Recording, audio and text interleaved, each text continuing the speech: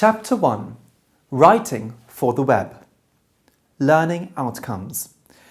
After you finish this chapter, you will be able to distinguish between traditional and online journalism, understand what is essential in online journalism, know some tactics for successful online writing, know some tactics for headlines, keywords, and search terms to attract readers.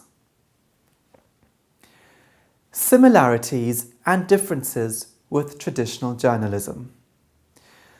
While the internet has opened the doors to an exciting new mix of forms and the profession itself is still exploring their potential, there are still some aspects that make journalism rather than literature, gossip, a diary, promotional writing or propaganda. The first is that it tries to be an accurate representation of fact. It can be objective or subjective, reportage or opinion, but its value lies in its truth claim. The second is that journalism undergoes some form of filtration or editing so that someone other than the journalist assesses it before it is published in order to counter bias, inaccuracies or other weaknesses.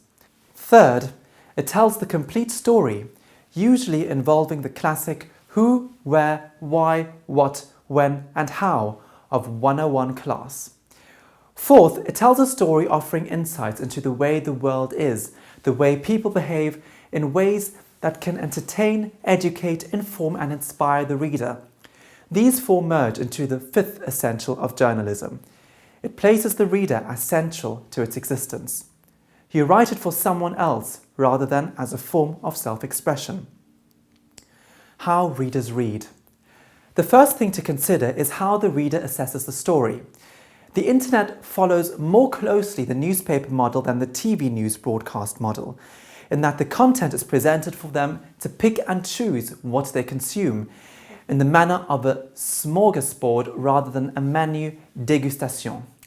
There are three forms of online readers of news: scanners, searchers and subscribers, and each accesses the news in different ways.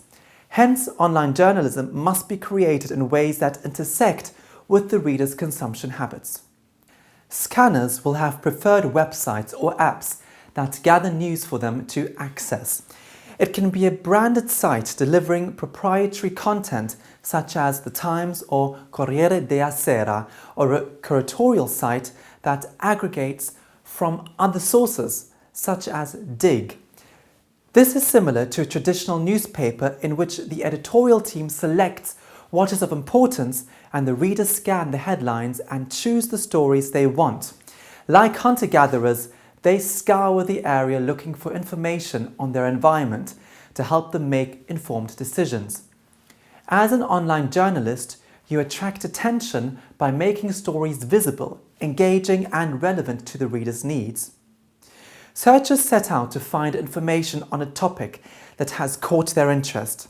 They are more like hunters with a specific prey in mind. That said, the internet has many distractions, and it is not unusual for even the most focused searcher to be tempted by other stories. As a result, you must make stories sufficiently relevant to be visible to searchers and sufficiently attractive to lure even those searching for something else. Searchers are fickle, however, and are not loyal to any one news site. In fact, most Americans who use the internet for news say they end up at sites they don't know the names of. Subscribers identify areas that interest them: political news, football, cooking, Hollywood gossip, and subscribe to websites that push content to them. To stretch the prehistoric metaphor, they are like chieftains who have abandoned the thrill of the chase to have food and information brought to them. However, they will still leap to action and scan or search for themselves if their usual channels do not deliver. Journalists might think that they do not have to work, hard anyway, to keep these readers. However, competition is ever present and even subscribers will turn to other sources if their chosen ones fail to deliver what they want. Headlines and keywords. One constant is that many readers will look for more information by typing search terms or keywords either into their preferred news site or a search engine such as Google. As a result, online journalism must be written with search engine optimization, SEO, in mind. Currently, the internet is best searched using text, and as a result, the online journalist must consider the words most likely to be used. Whether they are scanners, searchers, or subscribers, readers will see a headline and sometimes the first paragraph of a story first and then click or not. As in traditional journalism, the headline and the lead paragraphs must work hard. Decide what is most important, the person at the center of the story, where it took place or what happened, and place that at the front of the headline. So, for example, this emotion-drenched lead may have been fun to write and could work in a newspaper. To everyone with a beloved pet, it was a shocking image. Outrage around the globe found an outlet online as people asked, how could anyone do this? It would fail online, however, as it is too vague and contains no likely keywords. It would be better to be more direct and include keywords as in, a shocking video of a dog being dragged behind a car in China has started a manhunt for the person responsible. On a larger level, the Eyjafjallajökull volcano erupted in 2010, causing havoc to air travel and newsreaders alike. As well as being unpronounceable, Eyjafjallajökull was not a common keyword in web searches, so shrewd online journalists used more common keywords such as Iceland volcano. One approach is to think, if I'd only just heard about this, what would I Google? Imperative verbs, which instruct the reader to do something such as watch or help, can drive readers to click on a story. However, given the explosion of clickbait headlines that tell readers what to do or think, such as, watch how this baby dances, you won't believe your eyes, or this Hong Kong student story is the most shocking thing you'll read today, it is unlikely that imperative headlines will stay effective for long. Finally, abbreviations are the enemy of keywords. Searchers for Manchester United will not register Man U or United, even if there are common parlance among fans. However, commonly used acronyms such as NATO or AIDS can be used as SEO keywords because they have become commonly used. Indeed, few people would be able to say what the initials NATO stand for. This also means that the clever punning headlines rarely work online. At the time of writing, police are using pepper spray and tear gas on a student demonstration in Hong Kong. The headline, "Police violence makes students weep," lacks the vital SEO keywords. Hong Kong, demonstration, tear gas. That would bring searchers to the story. It also lacks the relevance to reader interests that scanners and subscribers demand. They might not recognize it as something they want to read. A more functional headline with essential SEO keywords, terms, works better. Police use tear gas on Hong Kong student protesters. The good news is that this forces the journalist to really understand what the story is about and what it would mean for the reader. It also gives the journalist a tweet or a short message to use to promote the story on social media. Grabbing readers' attention extends to the use of pictures too. Just as a contents page can show just the headline and a few words on each story, so the picture is also reduced. That means details work better than scenes. To return to the Hong Kong protests, a picture of a policeman squirting pepper spray shot from the student's perspective is more effective at persuading the reader to click on the story than a helicopter's eye view of 10,000 people on a street. Tactics for web writing. Online readers want short, sharp information. The classic news structure, the inverted pyramid, is ideal as it packages everything important into the first couple of paragraphs and then fills in the detail later for readers who want to continue. This style goes beyond the lead, however. Each paragraph should be 3 sentences maximum. Each sentence should be 20 to 30 words. Each paragraph should focus on one idea, preferably introduced in the first sentence, and each word should be chosen to make it count in order to use as few as possible, because the reading level of the average internet reader is lower than that of the average journalist. The internet is global too, so many readers may not have English as their first language. The internet is a playground more than a worksite, and the reader is exposed to many temptations to quit an article halfway through, so few expect a reader to make it to the end. This is even more true when reading on the small screen of a smartphone, where the audience primarily browses rather than reading a full article. Even so, long-form journalism finds a home on tablet devices with larger screens and a natural place as a tool for relaxation, while the PC is for work and the smartphone for mobility.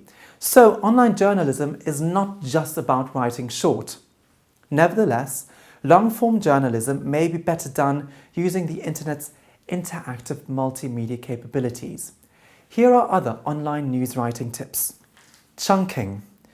People read text on screen around 25% slower than on the page, so articles tend to be shorter online. Break text into chunks of 100 to 200 words with the line space in between. Be aware, however, that each space is an invitation to stop, so online journalism has to work harder at building transitions between paragraphs so the story flows. Subheadings. These break up solid grey slabs of text and suggest that the article will be easier to read. Bullet points and lists. These perform a similar function with an added attraction that they present facts quickly and effectively, making reading simpler and faster. Bold and italic text. Again, this helps the reader ascertain what is important quickly, but avoid underlining text, as on the web this indicates a hyperlink and readers may be frustrated if they click on it and nothing happens. Scrolling versus pagination. It is a challenge for a reader to scroll down a long article, as it is easy to lose one's place. Pagination, where each screen has an arrow leading on to the next, is simpler and makes it more likely that the reader will continue to the end. If possible, each page should end with a page turner, a question or a dilemma that forces the reader to click. A bonus is that each click counts as a page view, so a 1,000-word, 5-page paginated article will register 5 times as many page views as a 1,000-word scroll-down article if a reader reads to the end. This helps boost the metrics of a web story. The more page views, the more advertising can be sold for that page, and the greater the revenue to the web page and ultimately to you. Non-linear stories. Traditional media offer linear storytelling. Online media offer the reader the chance to create the story by linking away from the page, more like a collage than a painting. Again, the bad news is that every time a reader clicks on a link to access another part of the collage, they might not return. The good news is that a well-written article is just the kind of thing other sites will want to link to, so someone else's loss can become your gain. The watchword is, link unto others good stuff as you would have them link unto you good stuff. Finally, there are some basic rules of credible journalism. Spelling and grammar must be accurate, online as in print. The reader will wonder, if the writer cannot get simple facts correct, what else have they got wrong? The story must be strong, that is, worth reading, relevant to the reader and with an angle. Well written, free from jargon and with an enticing lead. These are important to mention, as there is an underlying belief that on the internet such things do not matter, and that readers approach online journalism less seriously because it exists on the same platform as blogs, Facebook, Wikipedia, TripAdvisor and other sites where honesty, accuracy and good writing are not big considerations. Yet online journalism must distinguish itself from these by continuing to employ the values that have given it credibility. Online journalism needs to be better than print journalism, not a pale imitation of it. The good news is that according to a survey of news consumers in 52 nations, 3/4 are prepared to pay for news content that is of high quality, is not simply shovelware copied and pasted from a newspaper or television program. Being prepared to pay is not the same as paying, but it is a step in the right direction for all online journalists who wish to be paid for their work. Summary. This chapter looked at what makes online journalism different from traditional journalism and which aspects of it are the same. It identified some tactics such as using keywords for search engine optimization and chunking, which make an online story easier to find and to read.